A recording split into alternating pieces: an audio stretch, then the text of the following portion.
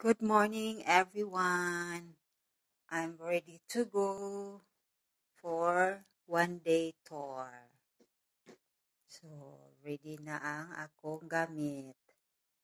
My shoes, kalo, jacket, headset, sudlanan sa tubig, then akong sling bag.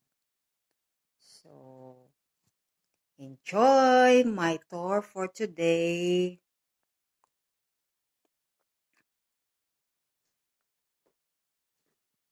Relax din pag may time. God bless everyone. Jesus loves you. Bye-bye.